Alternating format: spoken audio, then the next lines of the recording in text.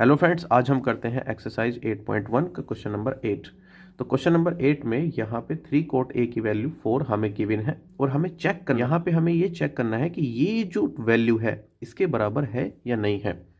तो सबसे पहले हम क्या करते हैं, यहाँ पे 3 कोट ए से हम कोट ए की, ये जो 3 कोट ए बराबर 4 है, यहाँ से हम इसमें कोट ए की वैल्यू फाइंड करते हैं। तो कोट ए की वैल्यू आ जाएगी 4/3।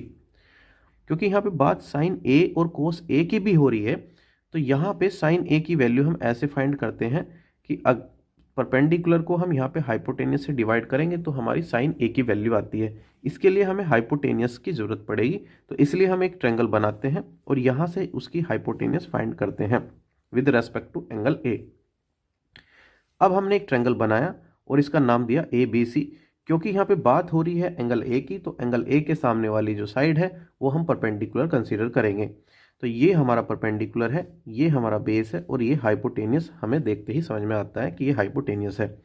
अब यहाँ पे कोट ए जो दिया है 4/3 और कोट ए को हम निकालते हैं बेस अपॉन परपेंडिकुलर से।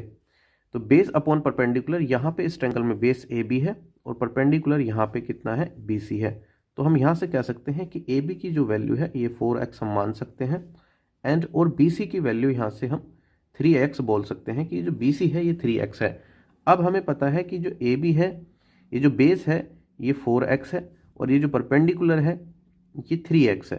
तो हम यहाँ पे हाइपोटेनियस पाइथागोरस थ्योरम का यूज़ करके निकाल सकते हैं। तो यहाँ पे हम लिखते हैं in triangle A B C triangle में बाई पाइथागोरस थ्योरम से ए सी यानी कि हाइपोटेनियस निकाल सकते हैं। तो ये होगा हमारा ए सी का स्क्वायर बराबर होगा ए बी का स्क्वायर प्लस बी सी के स्क्वायर के। अब यहाँ हम ए बी की वैल्यू पुट करेंगे। ए बी कितना है 4x का स्क्वायर, बी सी कितना है 3x का स्क्वायर। तो हम यहाँ से ए सी की वैल्यू फाइंड कर सकते हैं। 4 चौक 16, ये हो जाएगा 16x स्क्वायर, 3 तिया 9, ये हो जाएगा 9x स्क्वायर। 16 और 9 25, तो 25x स्क्वायर होगा और ए सी स्क्वायर बराबर 25x स्क्वायर। तो यहाँ से ए सी की वैल्यू जो हुई ये 25x स्क्वायर का हम लेंगे रूट और 25 पे रूट जाएगा तो ये हो जाएगा 5 और x स्क्वायर पे रूट जाएगा तो ये हो जाएगा x। तो ये जो हमारा हाइपोटेनस आया ये 5x आया। अब हम सोल्व करते हैं, ये 1 माइनस टेन स्क्वायर है, 1 प्लस टेन स्क्वायर है। जब हम यहाँ पे टेन ए की वैल्यू पुट करेंगे तो ये क्या आता है, फिर उसके बाद हम इसको सोल्व करते हैं, फिर चेक करते हैं कि ये दोनों बराबर है या नहीं है। अगर बराबर है तो हम लिखेंगे कि ये बराबर है। तो सबसे पहले हम लेफ्ट साइड सोल्व करते हैं। तो हमारी लेफ्ट साइड है यहाँ पे 1 माइनस टेन स्क्वायर ए और 1 प्लस टेन स्क्वायर ए। अब हम यहाँ पे टेन ए की वैल्यू देखते हैं कि टेन ए की वैल्यू क्या है। तो टेन ए जो होता है हमारा, टेन ए हमारा होता है परपेंडिकुलर अपॉन बेस, या फिर हम कह सकते हैं जो कोट ए की वैल्यू है उसको अगर हम उल्टा कर दें तो वो हमारा टेन ए है। तो कोट ए की वैल्यू 4/3 है, अगर हम इसका उल्टा कर देते हैं तो ये 3/4 हो जाएगा। तो हमारी कोट टेन ए की वैल्यू 3/4 है। तो हम यहाँ पे रखते हैं 1 माइनस 3/4 का स्क्वायर, 1 प्लस 3/4 का होल स्क्वायर। अब हम इसको थोड़ा सोल्व करते हैं। यहाँ पे 3 तिया 9/16, 1 प्लस 9/16। यहाँ से हम कह सकते हैं ये 16 इधर जाएगा, 9 माइनस हो जाएगा तो ये आ जाएगा 7/16। ये 16 इधर जाएगा, 9 प्लस हो जाएगा तो ये हो जाएगा 25 और 25/16। 16 से 16 हम यहाँ 16 से 16 काट देंगे तो ये बचता है हमारा 7/25। तो ये वाला जो पार्ट है हमारा सोल्व करके आया 7/25। अब हम ये राइट साइड वाला पार्ट सोल्व करके देखते हैं कि ये 7/25 आता है या नहीं। अगर ये आता है तो हम लिखेंगे कि ये बराबर है। राइट साइड है हमारी कोस स्क्वायर ए माइनस साइन स्क्वायर ए।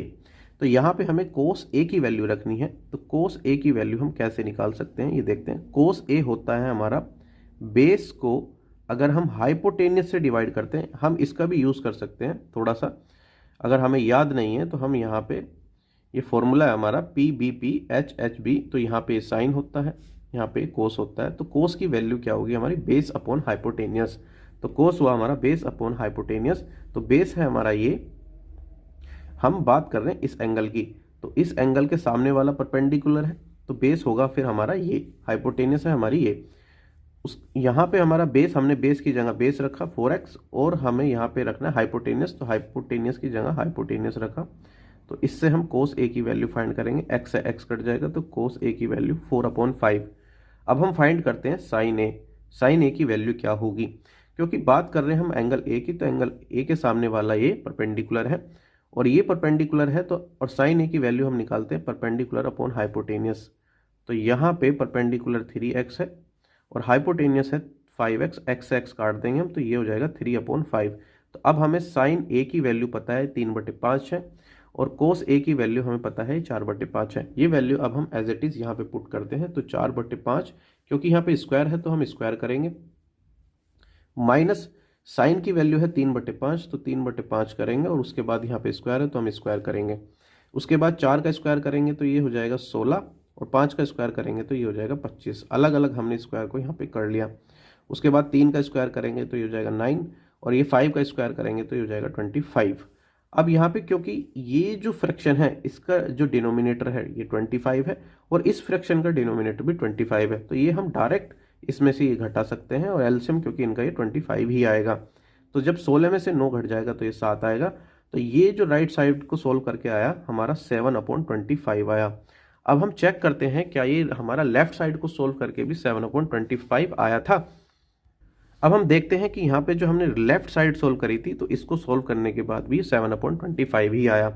तो हम कहेंगे कि ये जो लेफ्ट साइड है और ये जो राइट साइड है ये दोनों आपस में इक्वल है। अब हम इसको बात को लिख देते हैं, तो अब हम यहाँ पे ये बात लिख देते हैं, इसीलिए हम कह सकते हैं कि 1 - tan स्क्वायर ए अपॉन 1 + tan स्क्वायर ए बराबर होगा कोस स्क्वायर ए माइनस साइन स्क्वायर ए। तो ये हमें चेक करना था, अब ये हमने चेक कर लिया, अब ये हमारा क्वेश्चन फिनिश हुआ।